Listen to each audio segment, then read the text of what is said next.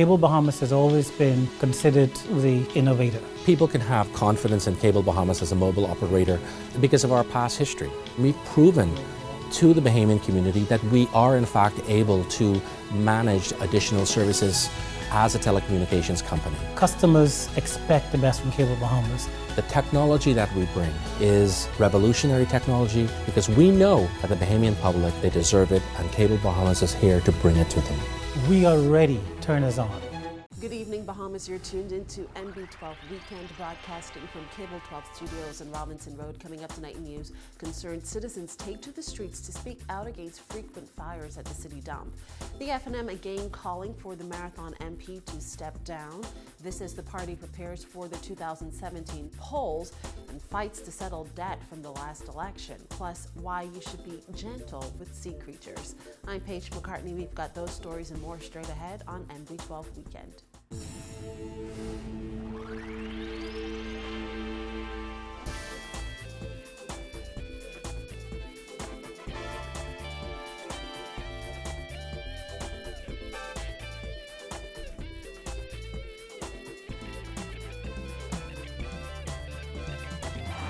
Welcome once again to NB12.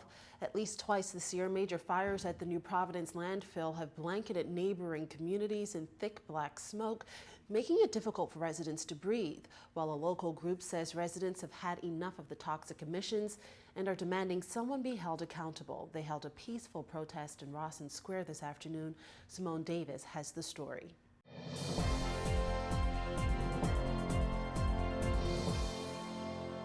After months of enduring a burning city dump, hundreds of residents showed up out here at Rawson Square protesting for a healthier environment. Local groups Better Breathe Bahamas and Raising Awareness Bahamas Landfill teamed up for a peaceful demonstration to stress the importance of controlling fires at the New Providence landfill. Rabble co-founder Laura Payne said after the major blaze at the city dump back in January, far too many Bahamians were exposed to the toxic emissions, and now is the time to promote solutions for efficient solid waste management. The issue of the dump affects everyone.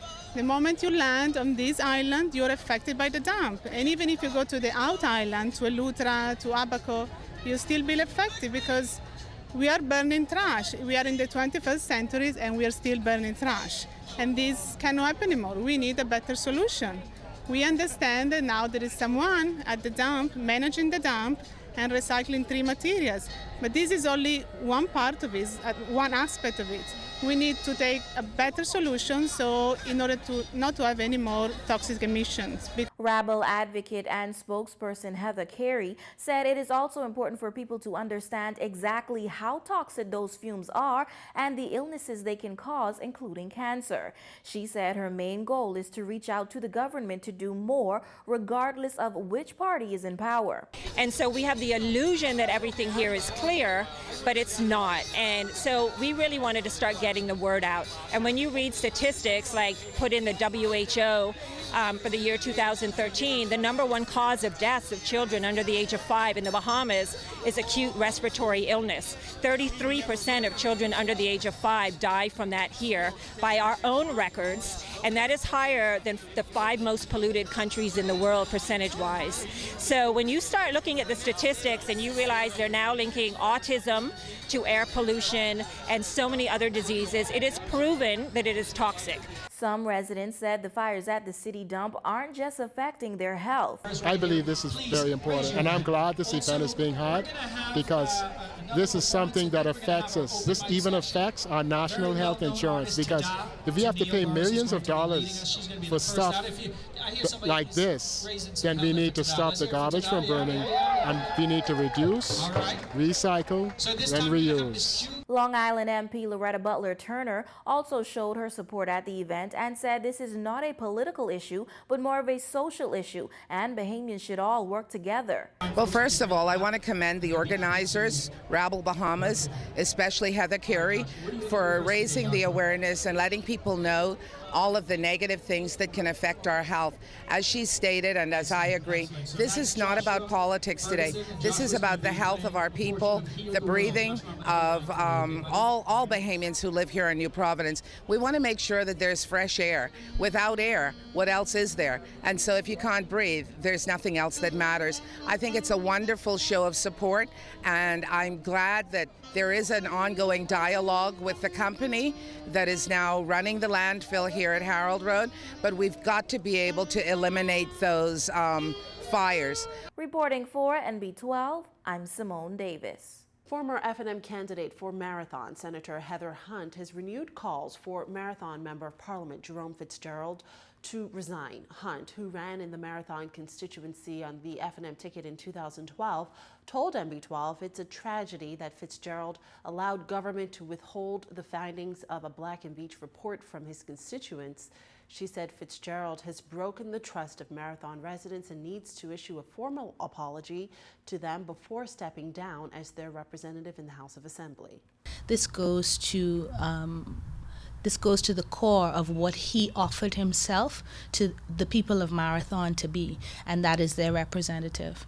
And so at the end of the day, notwithstanding what he says to be the report, and there was no permission to disclose the report, the reason that he is a cabinet minister is because he knocked on the doors of those residents and asked them to vote for him. And the mere fact that he knew that there was a report indicating the health hazards that the residents of Marathon were experiencing and said absolutely nothing to them publicly, that calls for him, in my view, to resign.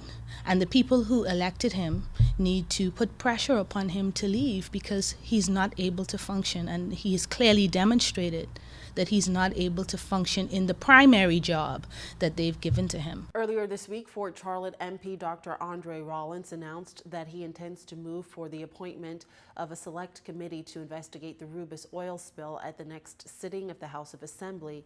The spill happened in late 2012, early 2013. Black and Veatch completed its report in February 2014. Government didn't release the findings of the report until last week. A number of residents are taking legal action as a result. Hunt said she and the Free National Movement are committed to providing whatever legal assistance they can to residents. So we've been doing our due diligence, meeting with residents door to door. I've been meeting with several residents and offered them my legal services. And there are actually one or two of them who I have taken on as clients to assist them in this matter. So that is something that I'm doing as an individual, but also our party is doing, because we've been seeking to raise awareness on this issue. And like I said, we've raised this no earlier than last month in the Senate when our chairman spoke of the issue. So we've been doing what we think we can do.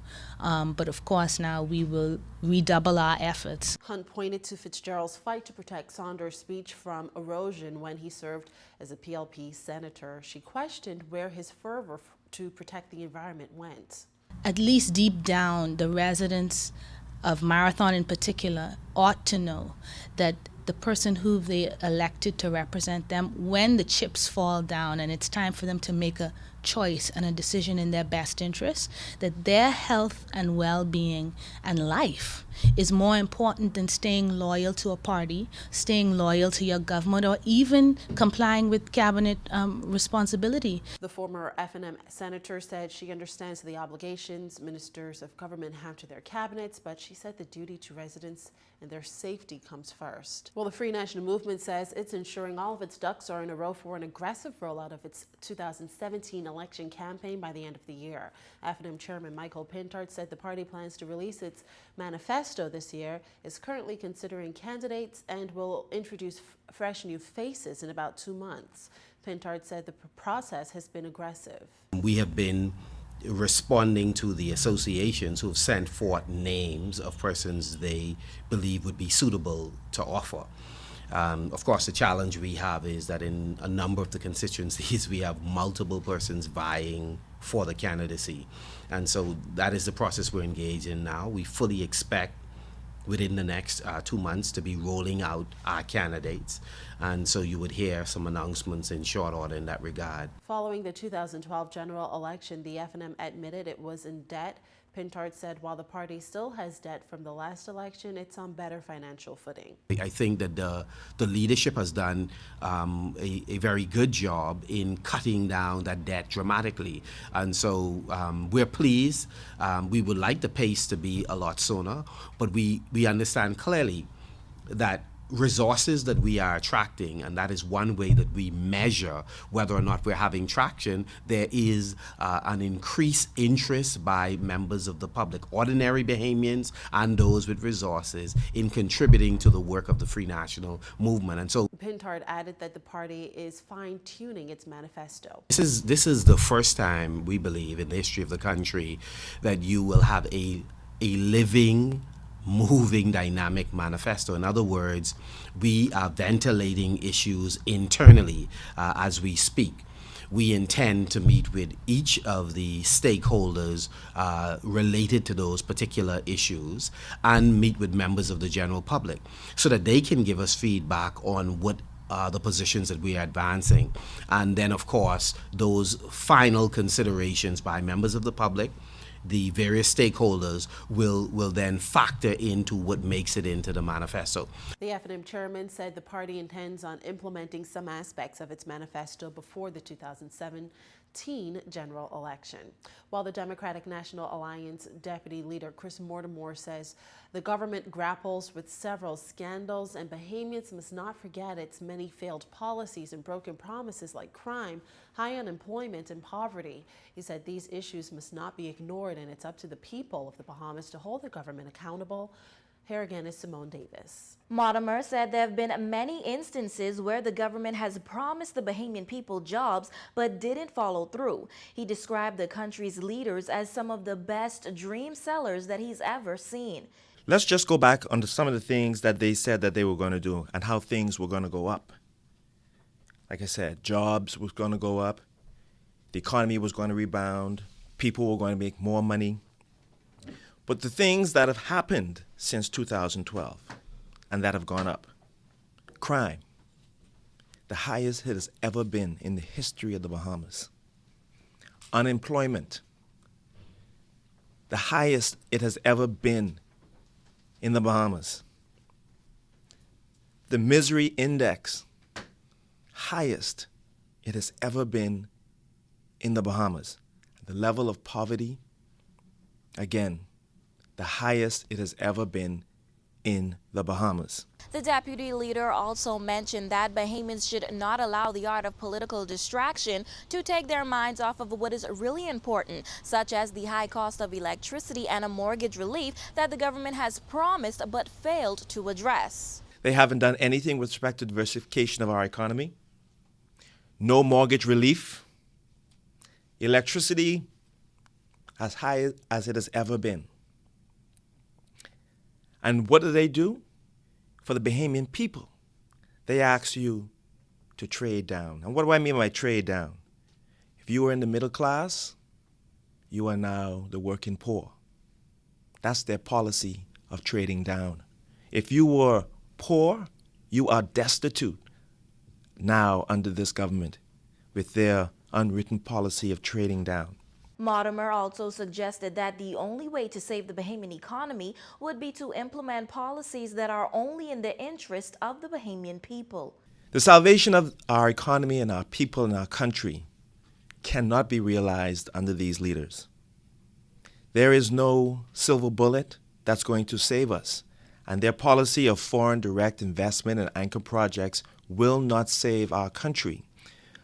Only policies that promote Bahamian ownership of our economy will do so. Reporting for NB12, I'm Simone Davis. Stay with us when NB12 returns. IRCA working to regulate popular apps like Viber and online streaming devices like Android boxes. We'll tell you about those and other stories when we come right back.